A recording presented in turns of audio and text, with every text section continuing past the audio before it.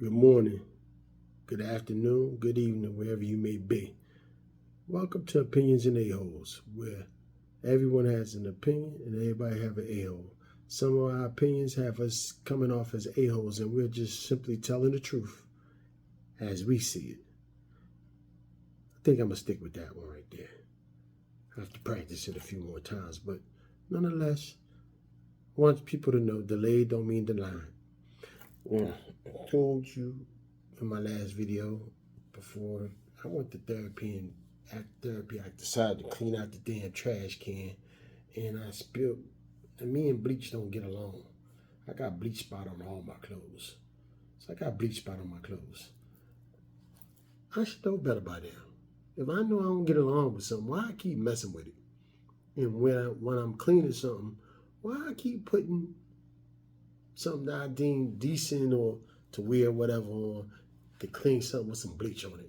I should know better by now. I've been getting bleach on my clothes since I was a little ass boy. And my mom used to tell me to do something with bleach. And my mom used to tell me to do something. My mom used to tell me to do something with bleach. And I would get bleach spots everywhere. I remember I messed up a pair of Timberlands. They was like the burgundy, like the wheat joints, but they was brown. And I was doing something and the bleach splashed right on them. I ended up wearing them like that. People was like, "Yeah, where you get them Timberlands from?" I was like, "Man, I got them from the outlet, but I spilled bleach on them." So that's what you see on my shirt, bleach. Nonetheless, I'm going to continue with how it was spoken into my life that I was a radical. Yesterday, I told the story on how I got saved, and then it took me another year before I decided to get serious about it after I witnessed a few of my associates get murdered in Philadelphia. And, it made me, one of the things that I could tell you, when I instantaneously, when I cried out to God and said, "God, I can't do this no more. I need some help." 22 years ago, I was like, "God, I need some help. Please help me. Oh, help me, Lord, help me. I can't do that." I just cried and prayed. Somebody told me, go in your room, go in your house, and then cry and pray. Pray and cry, cry and pray. So I did that, right? And when I did it, one thing happened instantaneously. They took alcohol out of my mouth, and I had a bar. Like you can see a bar behind over there right now. I got a bar, but I don't drink like that no more. That liquor, it ain't even no big bottles over there. You see the big bottles. I always had big bottles because when I drink, I always had to have a big bottle because when I start, I ain't stopping till I'm to the bottom of that joint. Bottom line is, I don't drink no more. So seeing the alcohol over here is a testimony to God's power when you ask Him. When you ask Him for help and you ask Him to save you, or you ask Him to do something, then you're going to do it. Especially if it's something that you're doing that's against your detriment. So, today I'm gonna finish the story that I was telling, and I'm gonna get straight to the point, right? And let me go to the concordance. I don't got my glasses. I need my glasses. When you get older, you need glasses, and I ain't ashamed. Yeah, I was faking it, acting like I could see, and I was blind as a bat. So I was trying to go to where Jesus tells the rich man to give away all of your goods and everything that you have, even if you leave your mother and your father.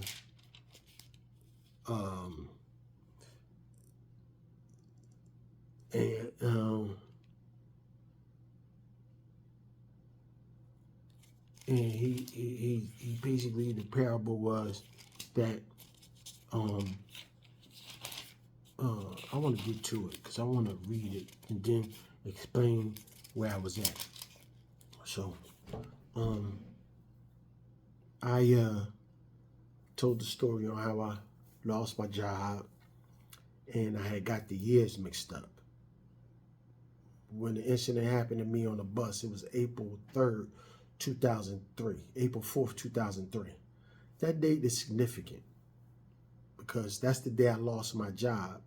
And that was the day of my youngest son's mother's birthday. Her birthday was April 4th, 1970. Unfortunately, she passed away January 2nd, 2018. And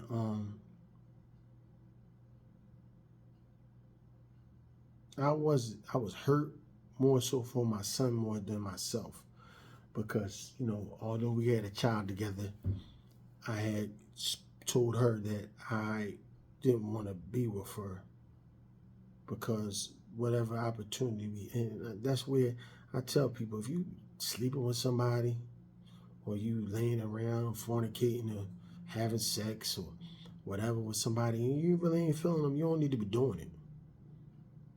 If I could rewind the clock, I'm not going to get into coulda, shoulda, woulda, but if I could rewind the clock, I would go there and I would read more books. I would work on myself more.